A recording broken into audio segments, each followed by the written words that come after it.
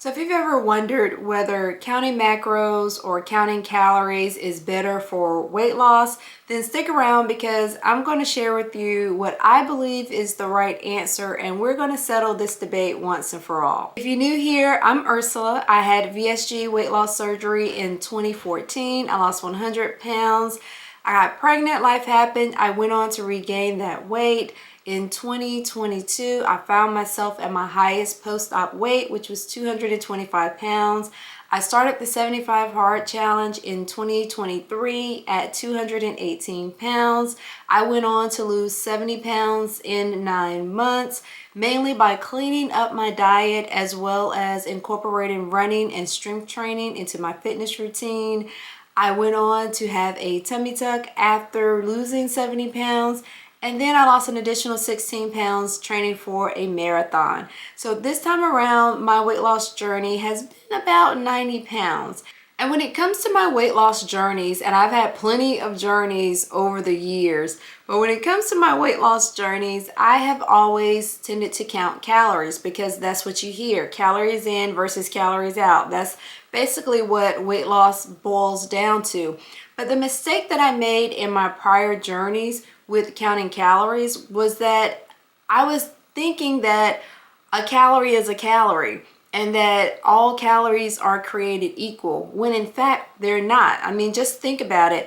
100 calories of ice cream is much different, and your body reacts to it much differently than 100 calories of broccoli, for instance. And so all calories aren't created equal. But in my prior weight loss journeys, I would just simply count calories. I would figure out the formula, what is it, the weight that you want to be at times 10, and that would be the amount of calories that I would try to hit every day. But then I wasn't really taking a look at the type of foods that I was eating. I was just simply trying to stay within that calorie range or under that calorie cap every single day. And the types of food that I was eating just didn't matter. I remember some years ago when I was following Weight Watchers and I was counting points, and I think wherever I started out at, I had like 30 points a day or something like that.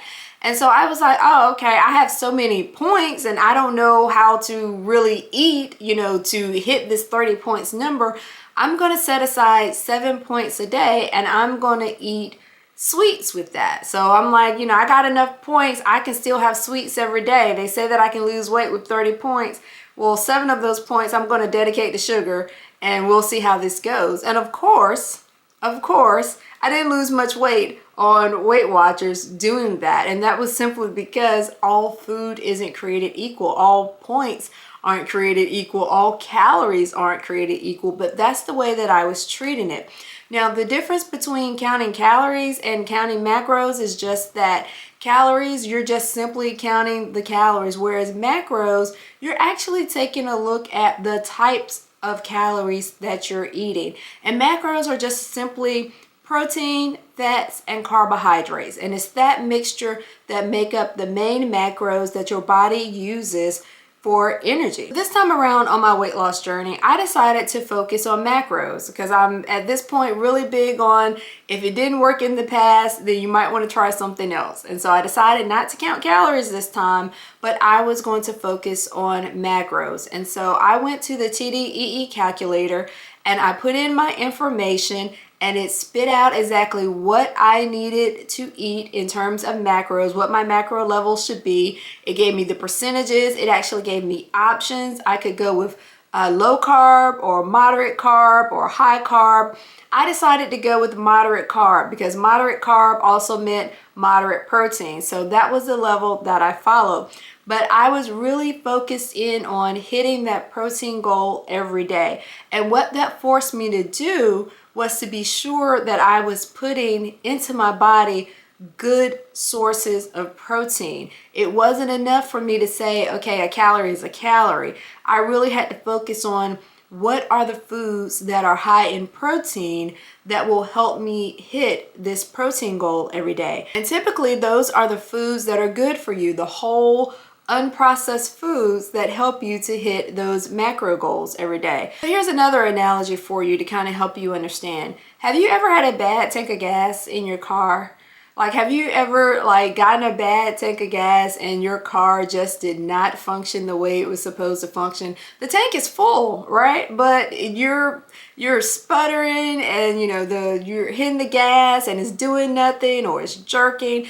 It's not fully performing at the level that it should be performing, even though the gas tank is full. That is what it's like counting calories, because you're looking at it from an angle of a calorie is a calorie. You're looking at it from an angle of gas is gas, when we know that is not the case. In order to lose weight, you have to put the right types of fuel into your body, and that is where macros come in. It helps you to delineate between the good calories versus the bad calories. So now, when I'm counting macros, I know that I can't eat the ice cream. I can't eat the cookies and the pies and the Snickers bars and the things like that. When I'm counting macros, those things will not help me to reach my macro goals. I really have to focus in on whole, unprocessed, clean, healthy food if I want to hit those macro goals.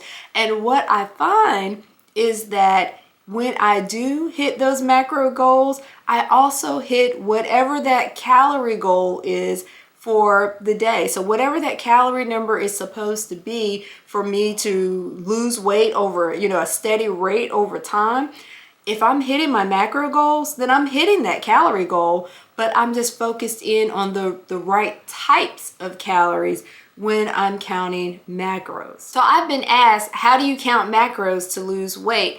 And the simplest way, simplest, most easiest way for you to do this is go to the TDEE calculator, tdeecalculator.net. Put in your information. It's going to ask you for your age, your height, your weight, and it's going to calculate for you based on your information and your activity level what your macro goals should be. There's going to be a tab, one for maintenance and one for bulking, which is if you want to gain weight, and one for cutting if you want to lose weight. So you go to the cutting tab and it gives you 3 options, one for low carb, one for moderate carb, and one for high carb. And again, I tend to go with the moderate carb because it also means moderate protein. I kind of get a good balance. And the reason why I like the TDEE calculator is because it calculates it for you. So it gives you not only the macro goals, but it also gives you the calorie goals as well. And so you take that information and you plug it into a food tracker, something like MyFitnessPal or Lose It, and then you track what you eat against those goals that you placed into that food tracker. Now you want to focus in on whole unprocessed foods, things like lean protein, vegetables, fruits, whole grains, things like that that are in their most natural, unprocessed state. Those are the foods that are going to help you to reach those macro goals. Another thing that will help you in counting macros for weight loss is to meal prep, or to meal plan at least.